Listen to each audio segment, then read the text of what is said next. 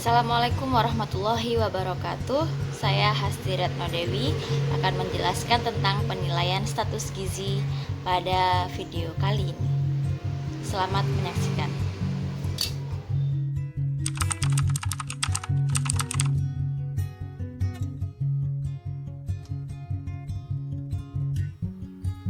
Pemantauan status gizi dibagi menjadi 4. Yang pertama adalah status gizi, keadaan gizi, malnutrisi, dan kurang energi protein atau disingkat KEP.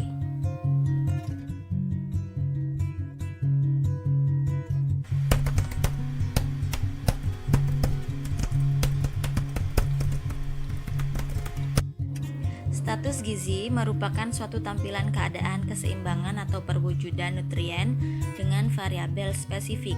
Contohnya, gondoendemik merupakan keadaan ketidakseimbangan pemasukan dan pengeluaran yodium dalam tubuh.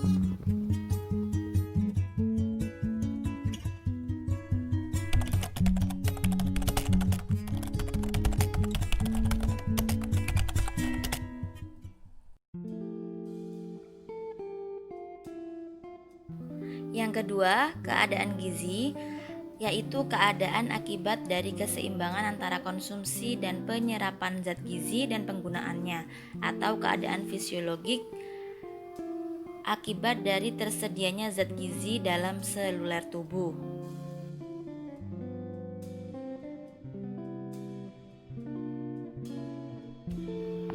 Malnutrisi dibagi menjadi 3. Yang pertama, undernutrition atau kekurangan konsumsi pangan untuk periode tertentu, overnutrition atau kelebihan konsumsi pangan untuk periode tertentu, dan spesifik defisiensi atau kekurangan gizi tertentu, misalnya vitamin D, vitamin E, Fe, dan lain-lain.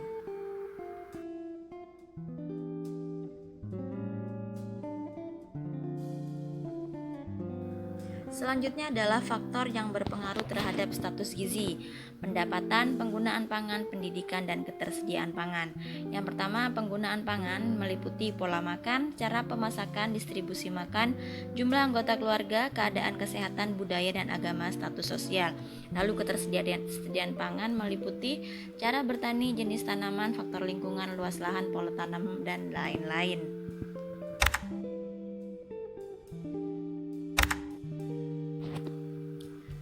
Kurang energi protein atau KEP (KEP) merupakan defisiensi gizi yang paling berat dan meluas terutama pada balita. Hal ini disebabkan oleh rendahnya konsumsi energi dan protein dalam makanan sehari-hari ataupun gangguan suatu penyakit. Umumnya penderita KEP berasal dari keluarga dengan penghasilan sangat terbatas.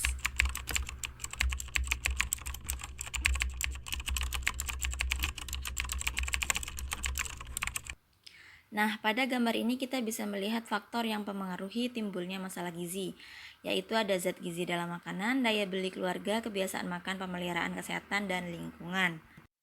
Selanjutnya, konsumsi makanan dan kesehatan mempengaruhi status gizi keluarga tersebut. Jika baik, maka status gizinya mereka sehat. Jika buruk, maka mereka akan sakit.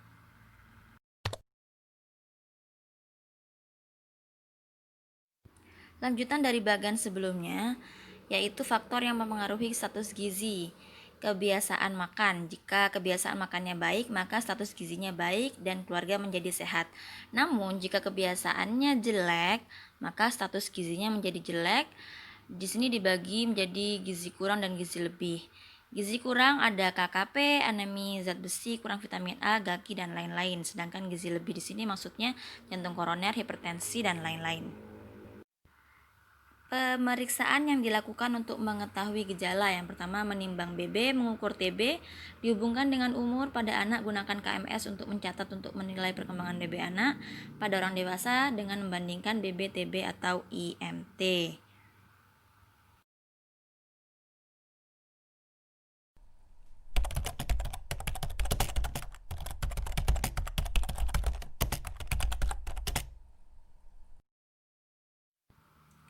Pengukuran status gizi dibagi menjadi 2, pengukuran langsung dan pengukuran tidak langsung. Pengukuran langsung meliputi antropometri, klinis biokimia biofisik, dan pengukuran tidak langsung meliputi survei konsumsi, statistik vital, dan faktor ekologi. Dari sudut pandang gizi, antropometri berhubungan dengan pengukuran dimensi dan komposisi tubuh pada berbagai tingkat umur. Hal ini digunakan untuk melihat ketidakseimbangan asupan protein dan energi yang terlihat pada pola pertumbuhan fisik serta proporsi jaringan tubuh seperti lemak dan otot. Lalu, metode pemeriksaan klinis didasarkan atau perubahan yang terjadi pada jaringan epitel seperti mata, kulit rambut, dan mukosa. Penggunaan metode ini dirancang untuk mendeteksi secara cepat tanda-tanda kekurangan zat gizi dengan melakukan antara lain pemeriksaan fisik, riwayat penyakit, dan lain-lain. Lalu biokimia, pemeriksaan secara lab untuk berbagai macam jaringan tubuh misalnya darah, urin, feses, hati, dan otot. Banyak gejala klinis yang tidak spesifik sehingga diperlukan pemeriksaan kimia saat yang diharapkan dapat menentukan kekurangan gizi yang lebih tepat.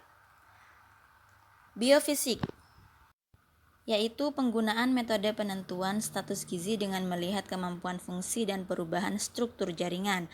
Pada umumnya digunakan pada situasi tertentu, misal kejadian buta senja, epidemik dengan tes adaptasi gelap.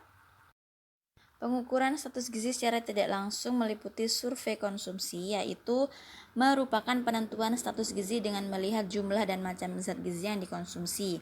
Pengumpulan data konsumsi makanan pada masyarakat, keluarga, memberikan gambaran konsumsi berbagai zat gizi yang dapat mengidentifikasi kelebihan dan kekurangan zat gizi. Lalu statistik vital, dengan analisis beberapa data statistik kesehatan seperti angka kesakitan dan kematian karena penyakit tertentu dan angka kematian berdasarkan umur atau data lain yang berhubungan dengan gizi. Selanjutnya adalah faktor ekologi.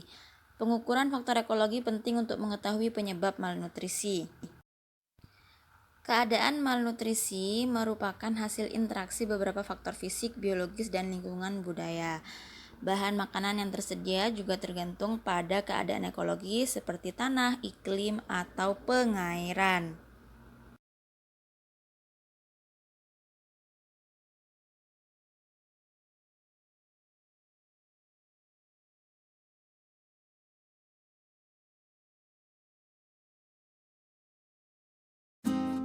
Sekian presentasi dari saya. Terima kasih. Wassalamualaikum warahmatullahi wabarakatuh.